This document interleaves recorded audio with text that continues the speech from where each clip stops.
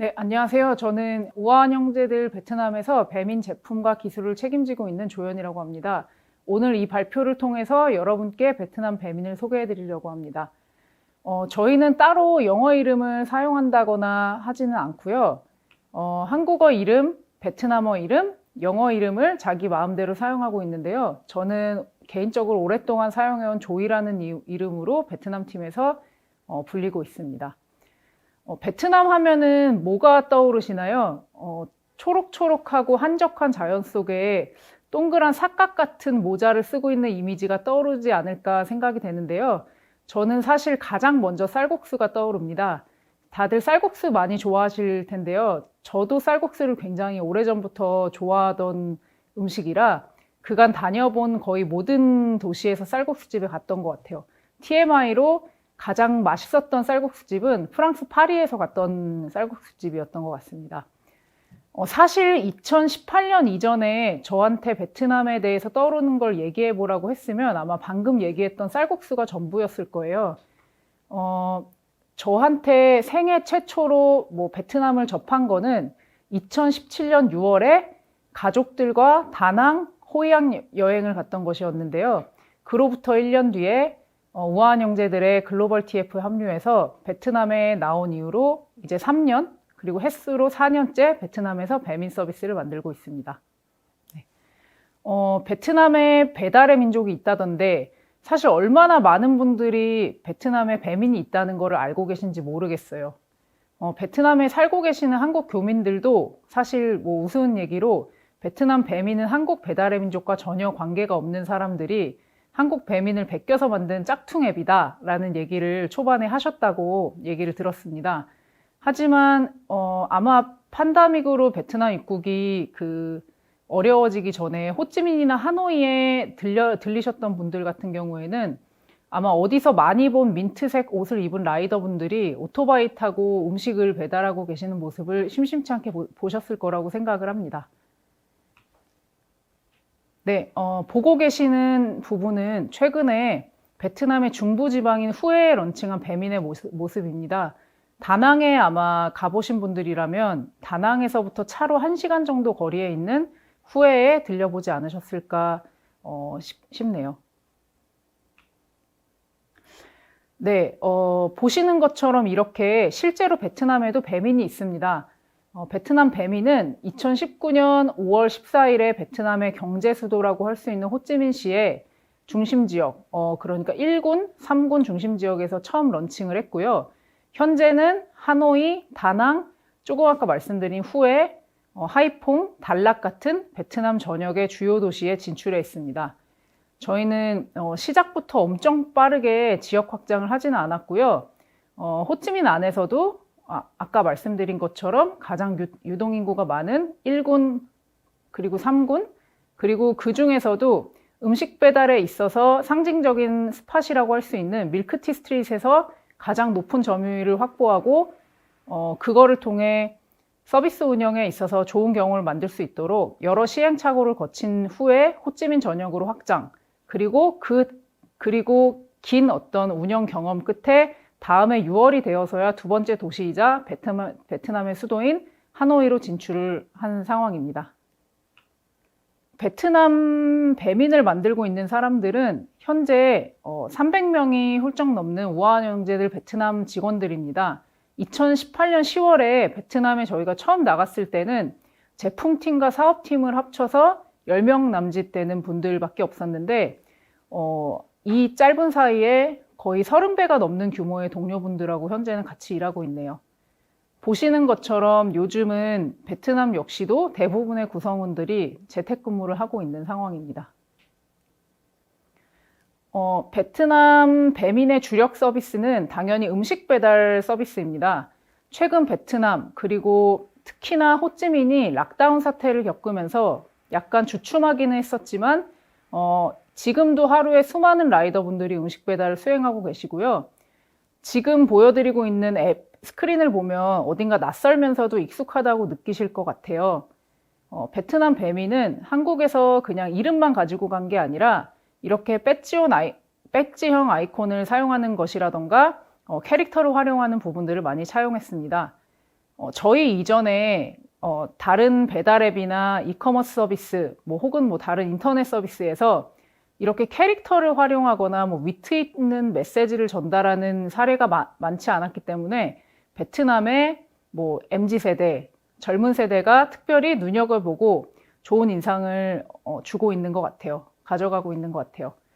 특히나 최근에는 저희 UX팀이 베트남 이제 대학을 졸업한 UX 관련 학생들로부터 가장 일하고 싶은 팀 중에 하나로 꼽힌 사례도 있었습니다. 음식 배달 외에 작년부터는 사업 분야를 확장해서 편의점이나 마트들이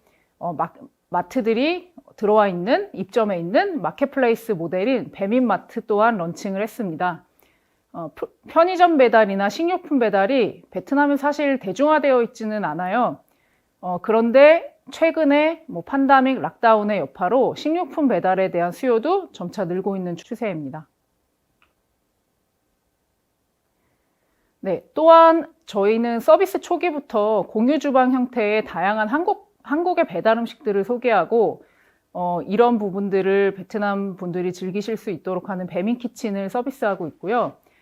배민 키친에서는 국내에 유명한 떡볶이나 김밥 프랜차이즈들이 입점해 있어서 저희를 포함한 한국 분들의 사랑을 많이 받고 있는 상태입니다. 한국의 배민 문방구와 같이 베트남 배민의 재미있는 문구나 브랜드 굿즈를 판매하는 배민 스튜디오 서비스도 운영을 하고 있습니다. 여기 보시면 지금 한국의 폰트와는 약간 다르지만 그래도 배민의 느낌이 나는 폰트들을 오른쪽에서 보실 수 있는데요. 저희는 저희 프로덕트를 포함해서 다양한 매체 이미지 그리고 굿즈, 브랜딩에 한국의 배달의 민족 한나체나 주화체처럼 배민 다니엘체라는 저희의 폰트를 만들어서 활용을 하고 있습니다. 네, 저희가 베트남에 진출했을 당시에 베트남 음식 배달 시장에는 다양한 경쟁 플레이어들이 이미 시장을 키워나가고 있는 상황이었습니다. 우선 방대한 레스토랑이나 음식 리뷰 플랫폼을 기반으로 한 딜리버리 나우라는 서비스가 있었고요. 아마 동남아 지역으로 여행을 가보신 분들이라면 한 번이라도 이용을 해보셨을 수 있는 슈퍼앱이라고 하는 그랩이랑 고젝도 베트남에서 음식 배달 서비스를 전개하고 있는 상황이었어요. 지금 보시는 이 티셔츠는 실제로 베트남의 한 웹사이트에서 판매가 되었던 상품이에요. 티셔츠 그래픽 안에 배민도 보이시죠? 굉장히 좀 작지만 매력적인 캐릭터로 저희를 넣어주셨던 걸로 기억합니다. 저희가 웹사이트에서 이 티셔츠를 발견하고 재미있어서 저희 팀원분들도 이 티셔츠를 구입을 하고 저희도 지금처럼 언젠가 쓸 때를 대비해서 이미지를 보관하는 상태입니다. 저는 이 티셔츠가 당시에 베트남 안에서의 음식 배달 경쟁 상황을 되게 잘 보여주고 있다고 생각을 해서 가지고 와봤어요. 네, 이제 제품과 개발 얘기를 좀 해볼까 합니다. 앞서 말씀드린 음식 배달, 그리고 마트, 키친 등의 다양한 서비스를 제공하기 위해서 베트남의 제품 개발팀은 가장 앞단에 있는 배민 앱에서부터 주문 관리, 그리고 사용자, 캠페인 관리, 또 상점들을 위한 주문 접수, 업소 관리, 물류 시스템과의 통합 등 서비스에 필요한 다양한 것들을 개발하고 있습니다. 지금 화면에 보여드리고 있는 이미지들은 저희가 신규 입사자분들을 오리엔테이션 할 때 저희 제품들을 소개하는 슬라이드에서 가져온 것들인데요.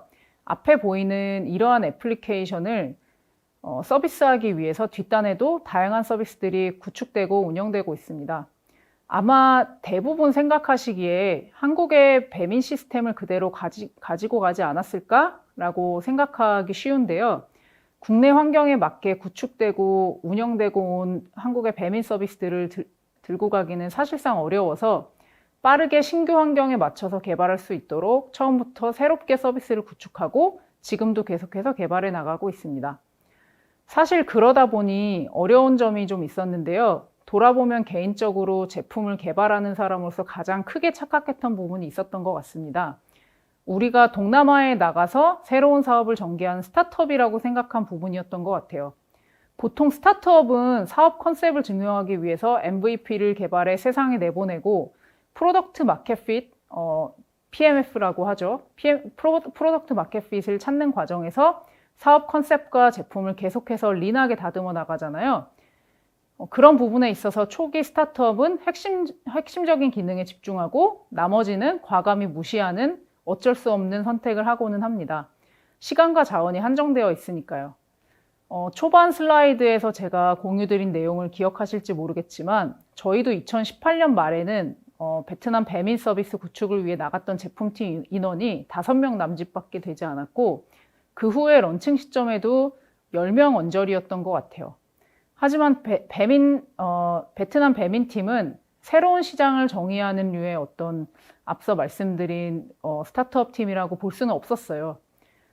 베트남은 이미 공유를 드린 것처럼 로컬의 플레이어들과 강력한 슈퍼앱 플레이어들에 의해서 이미 음식 배달 산업이 전개되고 경쟁이 과열되고 있던 시장이었기 때문입니다. 그런 시장에서 우리 고객들은 최소한 다른 경쟁 서비스들에 준하는 어떤 서비스 퀄리티, 서비스 수준을 기대하게 됩니다. 저희가 실제로 모든 영역에 있어서 경쟁 앱들에 준하는 기능이나 서비스를 제공하는 것은 불가능했죠, 아무래도. 그런데 음식 배달 서비스의 핵심인 주문을 중개하는 시스템에 저희 앱이라고 할 수 있는 프론트엔드의 앱 개발, 그것들 외에 저희한테 필수로 필요했던 영역은 사실 프로모션 엔진이었어요. 베트남은 현재까지도 쿠폰이나 쿠폰 바우처 캠페인 이런 프로모션들이 유저의 선택에 아주 큰 영향을 미치는 시장입니다. 현재 보고 계신 캠페인 이미지들은 그냥 제가 이 발표 자료를 만드는 시점에 저희 앱에서 캡처한 캠페인들 중 일부예요. 다른 서비스들은 몰라도 이런 프로모션 엔진은 경쟁사 수준의 서비스를 제공할 솔루션이 필요했습니다. 하지만 서비스 런칭 당시 아까 말했듯이 10명 남짓되는 되었던 제품팀으로 음식 배달 서비스의 핵심인 주문 중개, 상점 서비스를 개발하면서 그 외의 서비스를 개발할 시간과 자원을 확보하기는 좀 어려운 상황이었습니다. 이런 상황에서 도움이 됐던 거는 외부 서비스의 적절한 사용이었던 것 같아요. 사스 형태로 제공되는 바우처 프로모션 엔진을 적극적으로 활용해서 런칭 초기였음에도 저희 쪽에 쿠폰 서비스를 구축할 수 있었고 이를 통해서 초기에도 경쟁사들에 준하는 쿠폰에 필요한 주요 기능들을 개발하여 제공하고 시장에 진입할 수 있었습니다.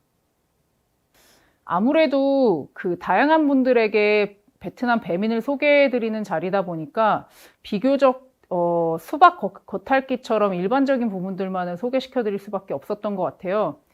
동남아에서 서비스 그리고 제품 개발에 대해서 재미있는 얘기를 기대하셨던 분들이 좀 실망하실까 봐 걱정이 됩니다. 그래서 끝마치기 전에 개인적으로 베트남에 나가서 서비스 만들기 전에는 전혀 생각지 못했던 부분에 대해서 소개를 시켜드리고자 합니다. 통칭 프로드라고 부르는 사기 주문 그리고 서비스 어뷰징에 대한 내용인데요. 사실 이 부분은 동남아 국가들에서는 흔히 발생하는 문제이기 때문에 그랩 같은 동남아의 글로벌 기업의 경우에는 내부의 경험이나 기술력을 바탕으로 그랩 디펜스라는 솔루션을 출시하기도 했습니다. 앞서서 제가 초기에는 우리가 스타트업이기 때문에 프로덕트 마켓핏을 증명하는 핵심에 집중해야 된다고 생각했던 것 같은데요. 틀린 얘기는 아닙니다만 예상보다 빠르게 성장하는 서비스를 구축하고 운영하면서 저희가 고려해야 했던 부분들이 더 있었던 것 같아요. 초반에 프로드에 런칭한 이후에 프로드에 대한 주의의 목소리를 좀 들었는데요. 저희는 아까 얘기한 것처럼 우리는 스타트업이니 핵심에 집중하자라는 마음으로 리스크에 대한 대응은 우선순위가 아니다라고 생각하고 대응을 좀 미뤄두고 있었던 상태였습니다. 근데 서비스 런칭 후에 몇 개월간 저희의 기대를 웃도는 엄청난 성장을 하고 그리고 그에 따른 많은 일들에 저희가 다 정신이 없을 즈음에 어느 날 되게 쎄한 느낌이 드는 거예요. 그래서 저희의 주문 데이터를 좀 자세히 들여다보게 되었습니다. 그리고 그 주문에서 거의 30~40%가 이 프로드, 사기 주문과 연관되어 있다는 단서를 발견을 했습니다. 프로드의 방식과 사례는 다양한데요. 현재는 캐시리스, 그러니까 비연금 결제율이 초반에 비해서 많이 늘었지만 그렇다고는 해도 베트남 시장은 여전히 현금 사용의 비율이 아주 높은 시장입니다.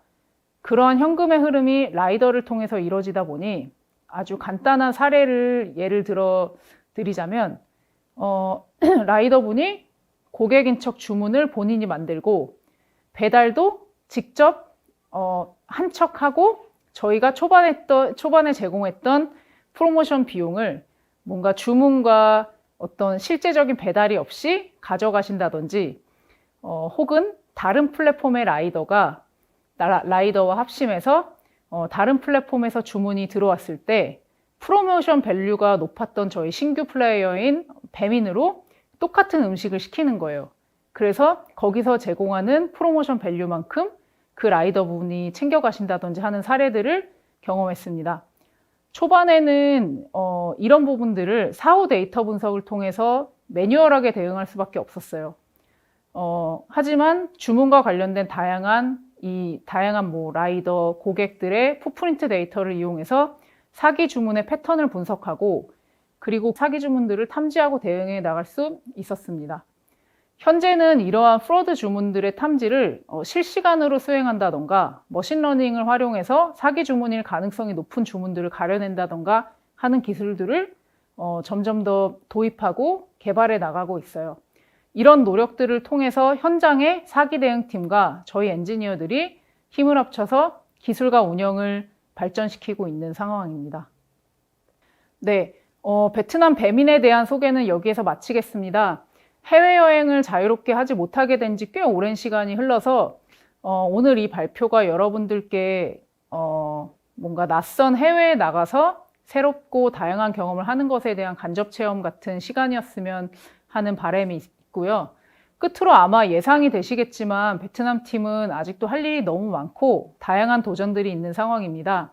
동남아 시장을 대상으로 서비스 개발을 하고 있는 저희 팀이 궁금하시면 저희 이 화면에 보이는 QR 혹은 URL로 들어와서 궁금한 내용을 확인해 주시면 좋을 것 같습니다. 그리고 이외에도 저희 팀의 디벨로퍼 릴레이션을 맡고 계신 마이안 님이 소개하실 베트남 개발 문화에 대한 발표와 캠페인 스쿼드 PM인 스카이 님이 발표하는 저희 만다오 협업 사례 발표에도 많은 관심을 부탁드리겠습니다. 감사합니다.